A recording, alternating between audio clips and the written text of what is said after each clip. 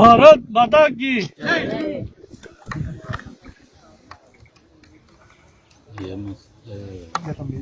అస్మత్పేట చెరువు పక్కకి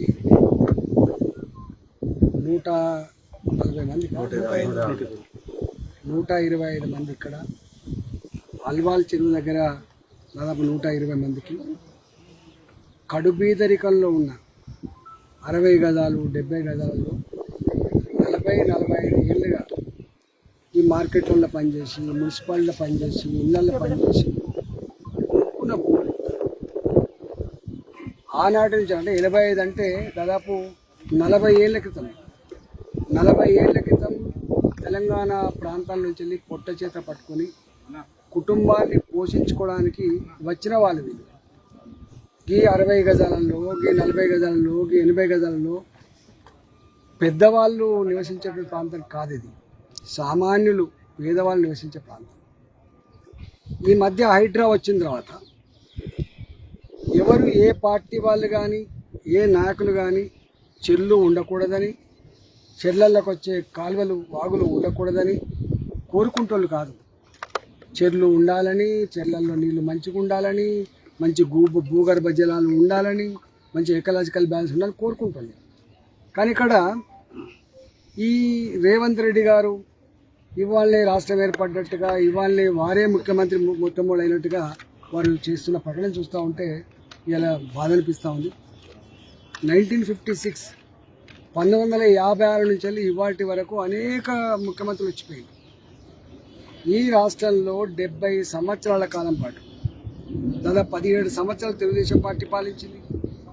10 సంవత్సరాల కాలం పాటు టీఆర్ఎస్ పార్టీ పాలించింది. 9 సంవత్సరాలు టీఆర్ఎస్ పార్టీ పాలించింది. అంటే వాళ్ళొక 16-17 సంవత్సరాలు, వీళ్ళొక 9 సంవత్సరాలు తీసేస్తే 40-44 సంవత్సరాల కాలం పాటు ఈ రాష్ట్రాన్ని పాలించిన పార్టీ కాంగ్రెస్ పార్టీ. ఇవాళ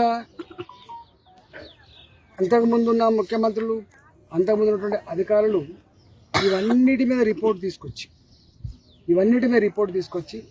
పేదల ఇళ్లకు విఘాతం కలగని పద్ధతులలో చెరువులకు కట్టలు పోసి చెరువులకు సంబంధించినటువంటి నీళ్ళన్నీ కూడా బయటకు వెళ్ళిపోయే మార్గాలు వెతికిన తర్వాత ఇవాళ వచ్చి ఏదో ఇన్కన్వెన్షన్ కూలగొడుతున్నా అని చెప్పి సోషల్ మీడియాలో పెట్టించుకొని పేరు తెచ్చుకునే ప్రయత్నం చేస్తుంది. కానీ చాలామంది తెలియని అంశం ఏంటంటే కొట్టేదో ఒకటో రెండో పెద్దోళ్ళే కానీ నోటీసులు ఇచ్చి 100 మందికి నోటీసులు ఇచ్చింది మాత్రం పేదవాళ్ళకు. ఈ నోటీసులు వచ్చిన తర్వాత పేదవాళ్లకు కంటి మీద కునుకు లేదు. వాళ్ళు కార్పొరేట్ దగ్గర పోతారు, వాళ్ళు ఎమ్మెల్యే గారి దగ్గర పోతారు, వాళ్ళు ఎంపీ గారి దగ్గర పోతారు. ఇక్కడ పంచాయతీ పార్టీల పంచాయతీ కాదు, ఇక్కడ పంచాయతీ పేదోళ్లకు సంబంధించిన ఇళ్ళ పంచాయతీ. ఇవాళ నేను మొన్ననే చెప్పిన ప్రెస్ మీట్ పెట్టి, సరే మీరు హైడ్రా పేరిట మీరు ఏం నడుపుతుందో నాకు తెలియదు కానీ దీన్ని డ్రామా అని అంటున్నారు.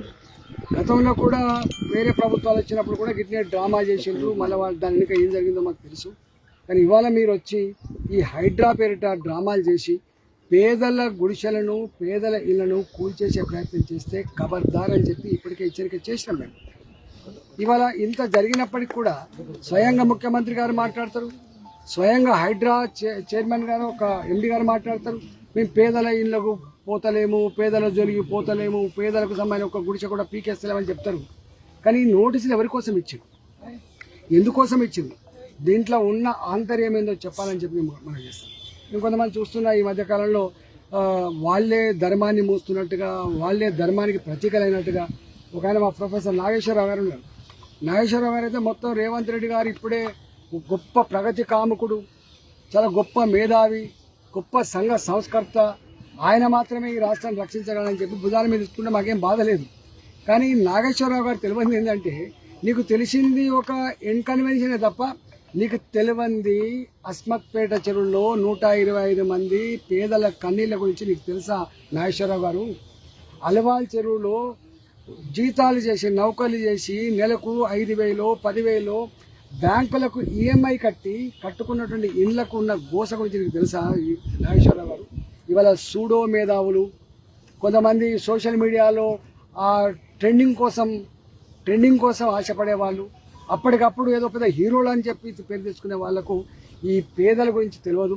ఇలా సరూర్ నగర్ చెరువు, షఫీల్గూడ చెరువు, ఇవాళ అస్మత్పేట చెరువు, అలవాల్ చెరువు, ఒక్క మాటలో చెప్పాలంటే ఈ మల్కాజిరి పార్లమెంటు పరిధిలో వందల చెర్ల కింద ఉన్నటువంటి పేదల కన్నీళ్ల బాధ గురించి ఇప్పటికే నేను ప్రస్తావించే ప్రయత్నం చేసిన. నేను ఈ ప్రభుత్వాన్ని హెచ్చరిస్తా ఉన్నా. ఇలా నువ్వేదో సూదపూసలాగా, నువ్వేదో వచ్చే ధర్మాన్ని ఇప్పుడే పునరుద్ధరిస్తున్నట్లాగా, నువ్వేదో ఛాంపియన్ లాగా పోజు పెట్టే ప్రయత్నం చేయకు. పేదల జోలికి వస్తే మాత్రం ఖబర్దార్ అని చెప్పి హెచ్చరిస్తా ఉన్నాం. నువ్వు అనుకుంటున్నావు చాలా మందిని చూసింది పేదోళ్ళు, నిన్నే ముఖ్యమంత్రి కాదు, అనేక మంది ముఖ్యమంత్రిని చూసింది ఇక్కడ, అనేక ప్రభుత్వాలు చూసిన ఇక్కడ, అనేక పార్టీలను చూసిండ్రు, ఇవాళ నిన్ను కూడా చూస్తా ఉన్నారు. పేదల జోలికి వస్తే మాడి మసైపోతారు, జాగ్రత్త. మీరు పేదలతో పెట్టుకునే ప్రయత్నం చేద్దని చెప్పి నేను హెచ్చరిస్తాను.